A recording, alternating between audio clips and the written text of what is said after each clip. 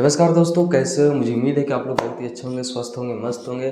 दोस्तों, आज की क्लास में लेकर आए हैं class 10th physics chapter number 2 chapter 1। और ये चैप्टर बहुत ही खास है, बहुत ही इंपॉर्टेंट है। ये लेक्चर 3 है। लेक्चर 2 तक हमने वीडियो बना चुका है, उसमें प्रकाश के प्रवर्तन तक बात किया। आज हम लोग दोस्तों बात करेंगे प्रतिबिंब क्या है। ठीक है, पूरा चैप्टर में, पूरा इस फिजिक्स में आज हम लोग सीखेंगे इस चैप्टर में, इस वीडियो में, कि प्रतिबिंब क्या है। ठीक है, प्रतिबिंब कहाँ पे बनता है, प्रतिबिंब कैसा बनता नहीं बनता है, तो आप लोग वीडियो को अंत तक देखिए। अगर एग्जाम में सही में आप लोग के 95+ लाना है, ठीक है, तो आप इस चैनल से जुड़िए। ठीक है, और एक भरोसे के साथ पढ़िए। ठीक है, तो चलिए हम लोग शुरू करते हैं। प्रकाश का प्रवर्तन किसे करते हैं, उसमें हम लोग को पढ़ना है प्रतिबिंब। प्रतिबिंब क्या होता है जी, तो आप लोग ऐसे समझिए। ठीक है, प्रतिबिंब अगर नहीं समझ में आ रहा है तो आप इमेज जानते होंगे। ठीक है, फोटो वगैरह आप लोग देखे होंगे। ठीक है, उसमें जो फोटो लगा होता है, जिसको हम लोग फोटो बोलते हैं, उसी को हम लोग यहाँ पे इमेज बोलते हैं। ठीक है, इमेज। तो इसमें आज हम लोग पढ़ेंगे इमेज। इमेज क्या है, नहीं है। ठीक है, आप लोग जब शीशा देखते हैं, दर्पण देखते हैं, तो उसमें अपना तस्वीर बनता है, इन फोटो बनता है, उसी को हम लोग बोलते हैं इमेज। तो चलिए हम इमेज का डेफिनेशन देखते हैं, जो फिजिक्स में बोला गया है क्लास 10th के अंदर। ठीक है, ये देखिए, पहला डेफिनेशन ये कहता है। ठीक है, आप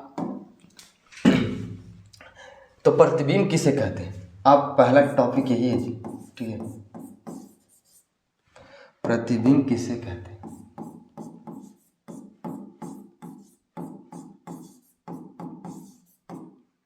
प्रतिबिंब, ठीक है, आप इमेज भी बोलिएगा तो चलेगा। तो आज इसमें जिसमें हम लोग जानते हैं प्रतिबिंब क्या है। ठीक है, आप लोग इमेज से पकड़ रहे होंगे कि प्रतिबिंब कहने का मतलब क्या है, बस इसका आप लोग का डिफिनेशन सिखाना है। ठीक है, कैसे याद रखना है जी डिफिनेशन, तो देखिए डिफिनेशन कहता है कि प्रतिबिंब कब बनता है। ठीक है, किसी दर्पण में हम प्रतिबिंब बना रहे हैं, जैसे ये हमारा दर्पण है। ठीक है, अब ये कौन सा दर्पण है, तो दर्पण कभी कहलाएगा जब इसका एक भाग परावर्तक सतह रहेगा और दूसरा भाग रजित किया रहेगा, यानी कि रंगा हुआ रहेगा। अगर मान के चलो ये दर्पण है, ये दर्पण कब कहलाएगा, जब एक तरफ से रंगा रहेगा तभी नहीं दर्पण कहलाएगा, और एक तरफ क्या रहेगा, तो परावर्तक सतह रहेगा, मतलब इधर हम फेस देख सकते हैं। ठीक है, ये रहा, तो इधर हमारा इमेज इसमें बनेगा। ठीक है, इस दर्पण में, तो इसी को हम लोग प्रतिबिंब कहते हैं। और प्रतिबिंब कब बनेगा, जब यहाँ पे कोई वस्तु रखा गया और इससे जो किरण निकलेगा, यानी प्रकाश, वो हमेशा कहीं पे मिलना चाहिए। ठीक है, जैसे कि यहाँ पे कोई वस्तु रखा और इससे दो प्रकाश निकले। ठीक है, अब इनका प्रकाश जो है परावर्तन के बाद कहीं पे मिलेगा, तभी ये इमेज बनता है। यानी इमेज कब बनता है, तो दर्पण से परावर्तन के बाद। ठीक है, अगर हम फोटो की बात करें तो ये बनता है कब, तो जब दर्पण से परावर्तन होगा, उसके बाद कहीं पे मिलेगा, तो उसी को हम लोग बोलते हैं परावर्तन। ठीक है, तो आप लिख सकते हो किसी बिंदु स्रोत से आती हुई प्रकाश की किरणें। ठीक है, किसी बिंदु स्रोत से आती हुई प्रकाश की किरणें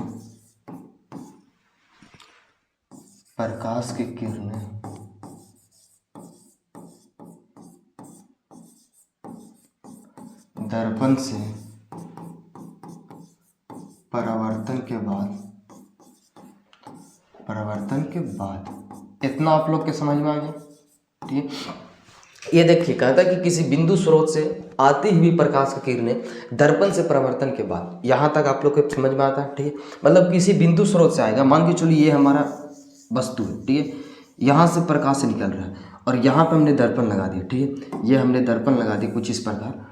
ठीक है, और इसका नाम हम बताएंगे कौन सा दर्पण बोलते हैं। ये अब इससे प्रकाश निकल रहा है। ठीक है, दो प्रकाश।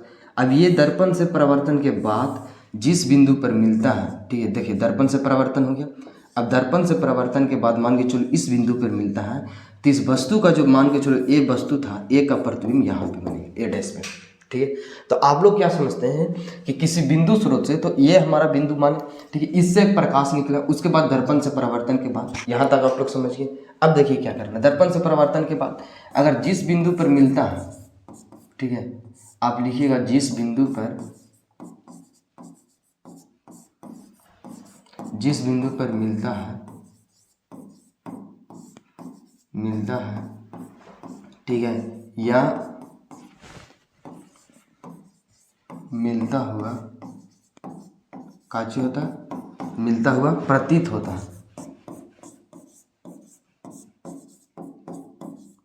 प्रतीत होता है उसे प्रतिबिंब कहते हैं। आप लोग के समझ में आ गया प्रतिबिंब किसे कहते हैं, ठीक है। यानी जब किसी बिंदु स्रोत से आती हुई प्रकाश की किरणें दर्पण से परावर्तन के बाद जिस बिंदु पर मिलेगा और देखिए, प्रतिबिंब कहने का मतलब है किसी बिंदु स्रोत से आती हुई प्रकाश की किरणें, ठीक है। आप समझिए कि इस बिंदु स्रोत से आ रहा है प्रकाश की किरणें और दर्पण से परावर्तन के बाद ये हमारे सामने दर्पण लगा, इससे प्रकाश की किरणें परावर्तन होगा। अब मिलेगा, ये तो वास्तव में मिल रहा है ना। अब कुछ ऐसा प्रतिबिंब होता है जो वास्तव में नहीं मिलता। देखिए, ये हमारा वस्तु, ठीक, इसको हम ए नाम दे देते हैं और ये मान लीजिए कि चलो इधर से दर्पण है, ठीक है, और यहाँ से प्रकाश की किरणें निकालते हैं, ठीक है, कुछ इस प्रकार। और दर्पण से परावर्तन के बाद ये सब नहीं मिल रहा, तो मान के चलो आगे कहीं भी पीछे मिलेगा, ठीक है। ये बस इस प्रकार अगर आप डॉट डॉट से बढ़ाइएगा तो पीछे यहाँ पे मिलता है, तो इस वस्तु का प्रतिबिंब यहाँ पे ए डैश बन जाता है, ठीक है। तो हो सकता है कि रियल में नहीं मिल रहा हो, लेकिन काल्पनिक में देखा जाए तो पीछे दर्पण के पीछे मिलता है, तो दर्पण के पीछे भी प्रतिबिंब बनता है, ऐसा नहीं है। तो आप लोग समझ सकते हो कि प्रतिबिंब किसे कहते हैं। तो किसी बिंदु स्रोत से आती हुई प्रकाश की किरणें दर्पण से परावर्तन के बाद जिस बिंदु पर मिलता है या फिर मिलता हुआ प्रतीत होता है, उसी को हम लोग बोलते हैं प्रतिबिंब। इस प्रतिबिंब को देखें तो इसमें वास्तविक में मिल रहा है, तो इसको बोलते हैं हम लोग वास्तविक। कौन सा प्रतिबिंब? इसको बोलेंगे वास्तविक प्रतिबिंब, ठीक है। और इसमें देखा जाए तो सिर्फ काल्पनिक हो रहा है, यानी मिल नहीं रहा है, हम मान नहीं रहे हैं, तो इसको बोलेंगे हम लोग काल्पनिक प्रतिबिंब, ठीक है। तो प्रतिबिंब दो प्रकार के होते हैं, पहला वास्तविक जो वास्तव में मिलता है, और दूसरा काल्पनिक जो सिर्फ मिलता हुआ प्रतीत होता है, ठीक है। तो आप लोग समझ गए। तो यहाँ से हम लोग पढ़ेंगे प्रतिबिंब का प्रकार, ठीक है। प्रतिबिंब का प्रकार कितने प्रकार के होते हैं? तो दो प्रकार के आप लिख सकते हो, ठीक है। इमेज प्रतिबिंब का प्रकार, ठीक। प्रतिबिंब का प्रकार देखा जाए तो पहला आप लोग लिखिएगा वास्तविक प्रतिबिंब, ठीक है।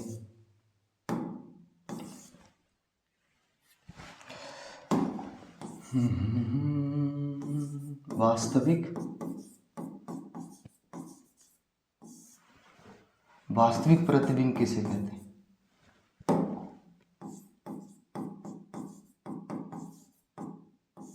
वास्तविक प्रतिबिंब, ठीक है। और दूसरा आप लोग को पढ़ना है इसमें काल्पनिक प्रतिबिंब, ठीक है। दूसरा क्या पढ़ना है? तो काल्पनिक प्रतिबिंब, काल्पनिक या फिर आप आभासी बोल सकते हो, ठीक है, आभासी, ठीक है। तो आप आभासी भी बोल सकते हो, आभासी प्रतिबिंब। तो दोनों देखा जाए तो लगभग हम लोग सेम ही मानते हैं, ठीक है। अब इसका डिफिनेशन जो है दर्पण तक, ठीक है, दोनों का डिफिनेशन सही वो एक ही मिलेगा, बस इसमें ये कहा दिया जाता है कि ये वास्तव में किरण मिलता है और इसमें सिर्फ मिलता हुआ प्रतीत होता है। तो दोनों में सिर्फ थोड़ा सा का डिफरेंस है, बाकी आप लोग देखिए। हम पहला पॉइंट इसमें लिखते हैं कि प्रतिबिंब जो होता है, ठीक है, वास्तविक प्रतिबिंब की किरणें वास्तव में मिलता है, ठीक है। इसमें आप लिखिएगा कि वास्तविक प्रतिबिंब की किरणें, ठीक है, इसमें आप लिखिएगा इसमें किरणें वास्तव में मिलता है,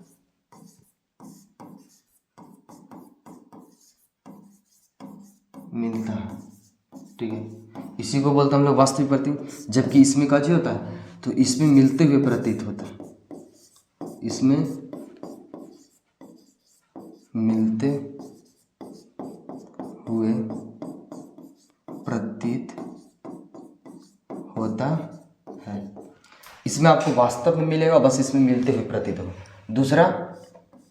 दूसरा क्या होगा कि इसमें आपको हमेशा प्रतिबिंब जो बनेगा उल्टा बनेगा, ठीक है ना। ये वास्तविक प्रतिबिंब होता है और हमेशा इसमें क्या होता है जी, तो इसमें आपको वास्तविक प्रतिबिंब बनता है, ठीक है। और ये वास्तविक प्रतिबिंब हमेशा उल्टा होता है, कैसे होता है? उल्टा।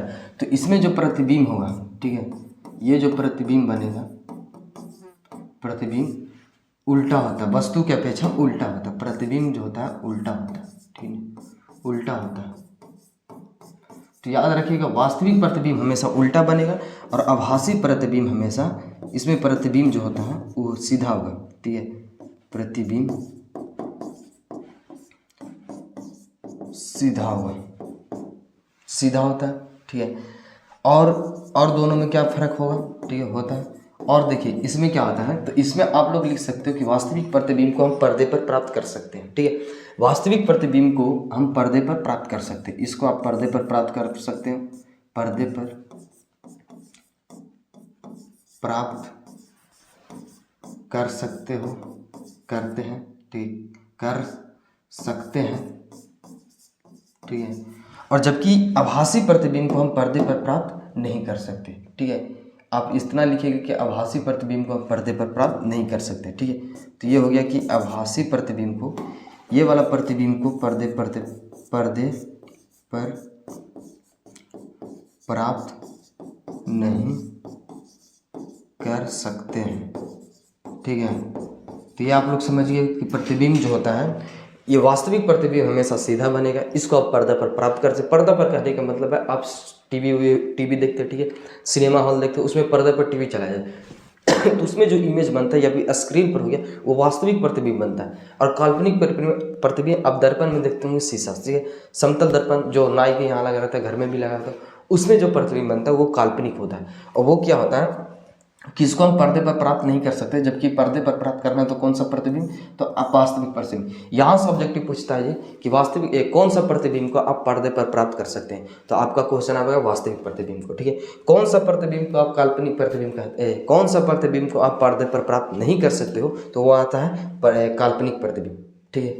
तो और एक है कि वास्तविक प्रतिबिंब को हम वास्तविक रेखा से दर्शाते हैं, किससे लिखते हैं, वास्तविक रेखा से, वास्तविक रेखा से। वास्तविक रेखा कहने का मतलब है कि आप इस प्रकार एक सीधी रेखा या फिर कोई और रेखा तो वास्तव में होना चाहिए, और जबकि हमने इसमें हम काल्पनिक रेखा से लिखते हैं, कैसा, काल्पनिक रेखा।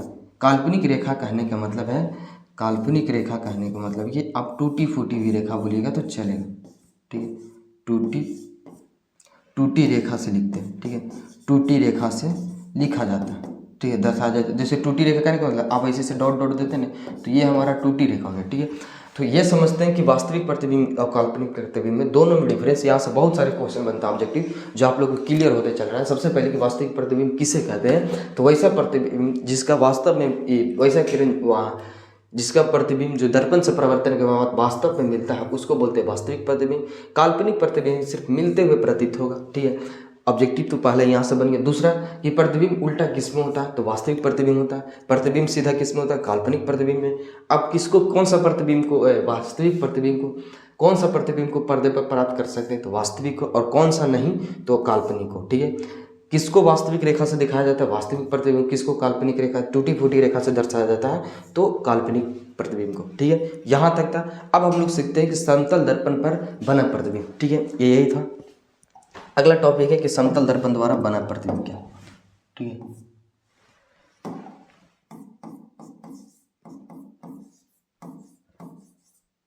समतल दर्पण द्वारा बना प्रतिबिंब, ठीक है। समतल दर्पण द्वारा बना प्रतिबिंब कैसा होता है, इनकी विशेषता भी जानेंगे। पहले आप एक समतल दर्पण लीजिए, ठीक है। इसमें बोलता है कि समतल दर्पण, समतल दर्पण कहने का मतलब है कि एक, देखिए जैसे इस प्रकार होगा, ठीक है। इसमें आप इस प्रकार लिखते, एक भाग रंग देते हैं जिसको हम लोग बोलते हैं रजित किया, और एक भाग जो रंगा होता है वो दो चीज़ से रंगा होता है, ठीक है। सिल्वर नाइट्रेट, देखो यहाँ पे कोई वस्तु है, इसको हम ए नाम देते हैं। इस वस्तु से दो किरण निकलता है, ठीक है। एक किरण कुछ इस प्रकार यहाँ से आए, ठीक है, ऐसा है, और एक किरण यहाँ से, मतलब ये किरण आवेगा इस पर और इस पर, इसी पर चल जाएगा, और एक किरण यहाँ से गया, ठीक है, और ऐसा ही वापस लौट गया इस प्रकार। तो इसको हम लोग बोलेंगे प्रकाश का परिवर्तन हो गया, ठीक है। यहाँ पे भी हुआ प्रकाश का परिवर्तन। तो बताइए कि हम लोग जानते हैं कि प्रतिबिंब कब बनता था, जब दो किरण आपस में टकराते हैं। तो बताइए कि ये किरण तो ऊपर ही चल गया और ये उधर चल गया, तो ये दोनों आपस में कहीं पे मिलेंगे, नहीं मिलेंगे। तो नहीं मिलेंगे तो प्रतिबिंब कैसे बनेगा, ठीक है। तो प्रतिबिंब बनने, जब तक ये मिलेंगे नहीं तब तक प्रतिबिंब कैसे बनेगा। तो प्रतिबिंब बनाना है तो ये दोनों रेखा को काल्पनिक कर लीजिए, ठीक है। अब मान लीजिए कि इधर ये मिल रहा है कुछ इस प्रकार, ठीक है। इसको आगे आप बढ़ा दीजिए इस प्रकार, ठीक ठीक। तो देखिए ये दोनों यहाँ पे मिल रहे हैं, ठीक है ना, यानी काल्पनिक वास्तव में तो नहीं मिल रहा है लेकिन काल्पनिक में मिल रहा है, इसको हम नाम देते हैं ए डैश, ठीक है। ये हमारा अभिलंब हो गया। यहाँ पे जो कोण बनेगा उसको बोलेंगे आपतन कोण, जिसको हम लोग आई से लिखते हैं। इधर जो कोण बनेगा उसको बोलते हैं परावर्तन कोण, जो आर से लिखते हैं, ठीक है। तो ये है कि समतल दर्पण द्वारा बना प्रतिबिंब कुछ इस प्रकार है। अब इसमें हम लोग को ये करना है कि समतल दर्पण द्वारा जो बना प्रतिबिंब है इनकी विशेषताएं लिखना। तो आप डायग्राम देखकर भी लिख सकते हो, ठीक है, नहीं तो आपको याद है तो सीधा सीधा लिखिए। तो हम आप लोग को सिखा रहे हैं तो सीधा सीधा हम यहीं से सिखाएंगे कि इसको यहाँ से कैसे लिखते हैं, ठीक है। सबसे पहले देखिए कि प्रतिबिंब का साइज कैसा है, ठीक है। आप पहला पॉइंट ये भी लिख सकते हो या फिर दूसरा पॉइंट प्रतिबिंब जो बना है, ठीक है, विशेषताएं आप लिखिएगा। प्रतिबिंब की विशेषताएं,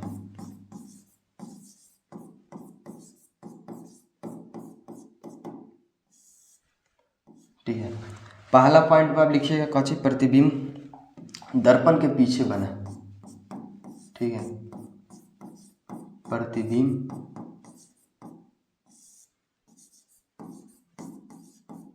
दर्पण के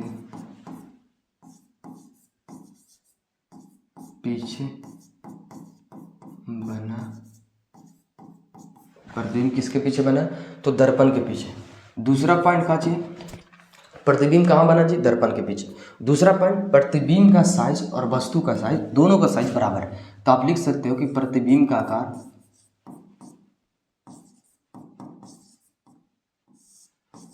प्रतिबिंब का जो आकार होगा, ठीक है, वो किसके बराबर होगा? तो वस्तु के आकार के बराबर, वस्तु के आकार के बराबर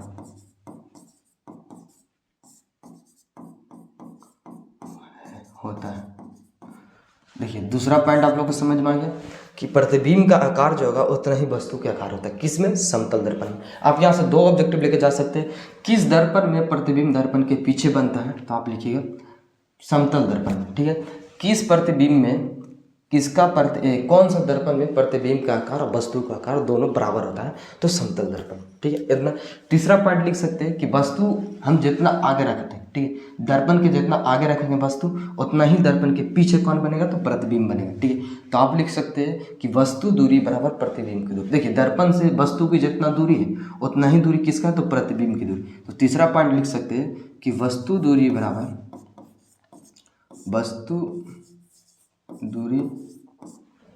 बराबर किसका होता है? तो प्रतिबिंब दूरी, ठीक है। तो जितना वस्तु के आगे रखिएगा उतना ही प्रतिबिंब पीछे बनेगा। तो वस्तु दूरी बराबर प्रतिबिंब दूरी।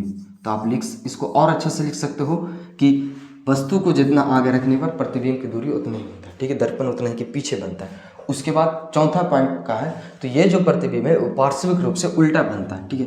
तो आप लिख सकते हैं कि ये प्रतिबिंब पार्श्विक रूप से उल्टा बनता है। पार्श्विक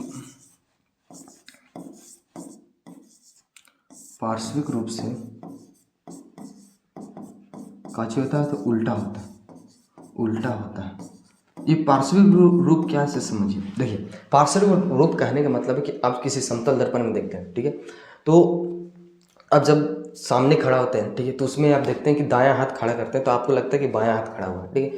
आपको लगता है कि हम ये राइट हैंड खड़ा कर रहे हैं तो आपको लगता है लेफ्ट, लेकिन कैमरा में ऐसा नहीं। अगर हम ये लेफ्ट वाला कर रहे हैं तो आपको राइट अगर कर दिखा रहे हैं तो आपको राइट दिख रहा होगा, ठीक है। लेकिन दर्पण में ऐसे समतल दर्पण में नहीं होता है, तो इसीलिए हम लोग बोलते हैं पार्श्विक। अगर आप नहीं समझ पा रहे हैं तो देखिए यहाँ पे आप एक दर्पण ले लीजिए, ठीक है, ये मान लीजिए दर्पण है, ठीक है, और इसमें इसके सामने कोई आर वस्तु रखा है, ठीक है, तो इसका प्रतिबिंब किस प्रकार बनेगा? तो इस प्रकार बनेगा। तो यही हमारा पार्श्विक रूप कहलाता है, ठीक है। यही हमारा क्या कहला गया? तो पार्श्विक रूप लिख सकते हो कि पार्श्विक,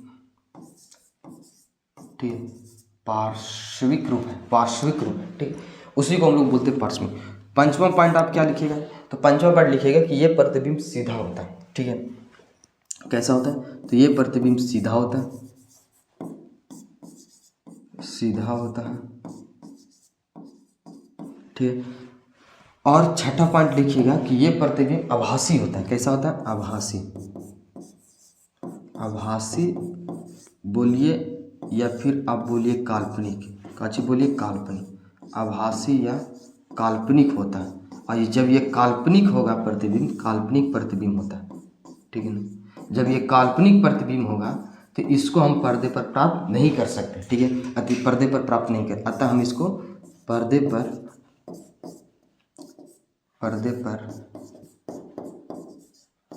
प्राप्त नहीं कर, ठीक है, पर्दे पर प्राप्त नहीं कर सकते।